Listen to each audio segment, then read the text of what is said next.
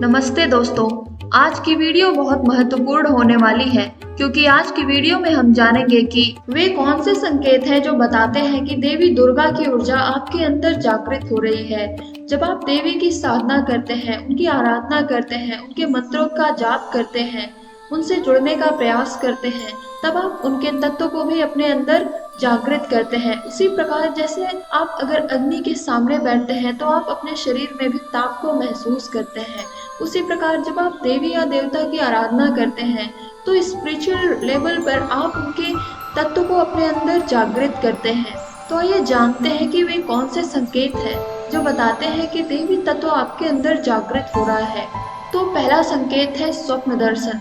आप जब सपना देखते हैं तो देवी के स्वप्न आते हैं, देवी से रिलेटेड चीजों के स्वप्न आते हैं, देवी के अस्त्र शस्त्र जैसे उनके त्रिशूल, पाश, तलवार आदि चित्रों का स्वप्न आना, स्वयं देवी का स्वप्न आना, शेर का स्वप्न आना या उन चीजों का स्वप्न आना जिसमें देवी इन्वॉल्व हो।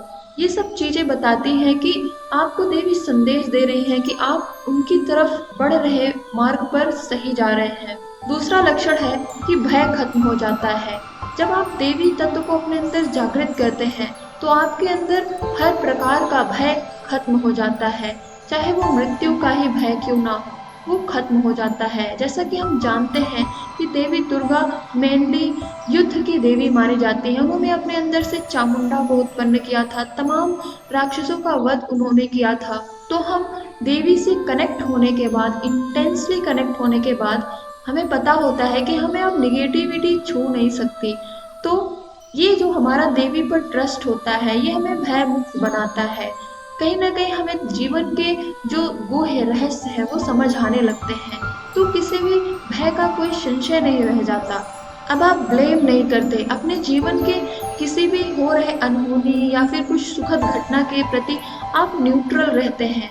आप अपने जीवन के कंडीशंस को भगवान को ब्लेम नहीं करते या किसी अन्य व्यक्ति को ब्लेम नहीं करते, क्योंकि आपको कर्म का सिद्धांत पता है कि आपके जीवन में हो रहे हर चीज के कर्ता आप हैं, क्योंकि आपने जो कुछ भी किया है उसी का फल आप भुगत रहे हैं। तो आप ब्लेम नहीं करते देवी देवता को कि हम आपकी इतना पूजा कर रहे हैं, पाठ कर रहे हैं, हम आपकी भक्ति कर रहे हैं, तो मेरे जीवन में दुख क्यों है? क्योंकि आपको पता है आपके संचित कर्म वो आपको स्वयं भुगतना होता है। जो आपके अंदर कर्म के सिद्धांत को लेकर क्लैरिटी आती है तब वो आपको एक शांति प्रदान करता है, हर चीज में न्यूट्रल रहने के लिए प्रेरित करता है। देवी के प्रति भक्ति आपको एक शील्ड प्रदान कर सकता है, आपको एक बल प्रदान कर सकता है।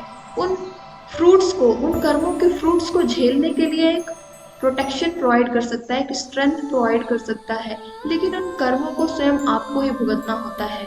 जब ये अंडरस्टैंडिंग आती है तो आप दूसरों को ब्लेम करना बंद कर देते हैं और आप अपनी प्रगति पर ध्यान केंद्रित करते हैं।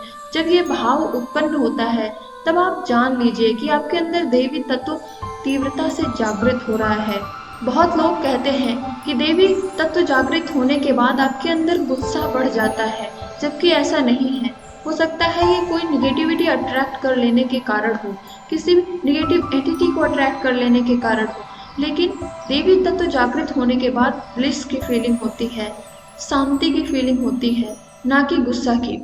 देवी तत्व जागृत होने के बाद आपके अंदर की बुराइयां, आपके अंदर के जो ये बुरे भाव है जैसे क्रोध, घृणा, लालच, ये सब खत्म होने लगता है, ना कि जागृत होने लगता है।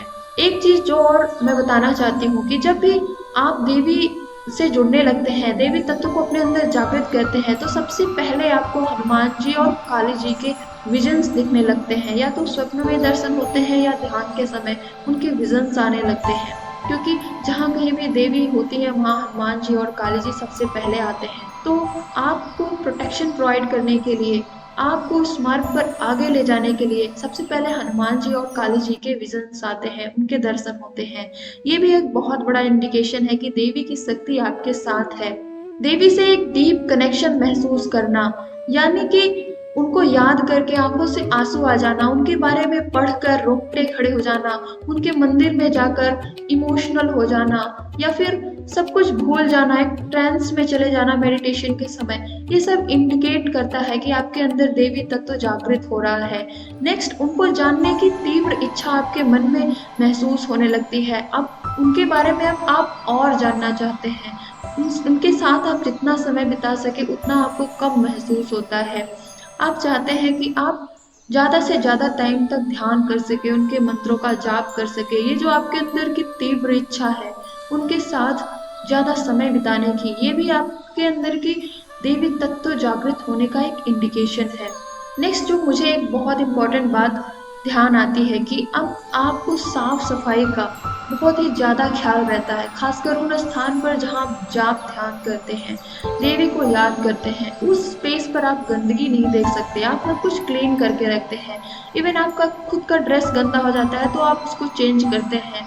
आपका शरीर गंदा हो जाता है तो आप उसको साफ करना चाहते हैं। आप गंदगी नहीं बर्दाश्त कर सकते। तो ये जो अपने शरीर का ख्याल रखना या उस स्पेस का ख्याल रखना, साफ सफाई का ख्याल रखना इंडिकेट करता है कि कहीं ना कहीं आपके अगल बगल देवी या शक्ति का तत्व जो उपस्थित है उसकी प्रेजेंस आपके अंदर बढ़ रही है, उसका प्रेजेंस आपको महसूस हो रहा है। तो फिलहाल आज के लिए इतना ही, फिर मिलते हैं नेक्स्ट वीडियो में।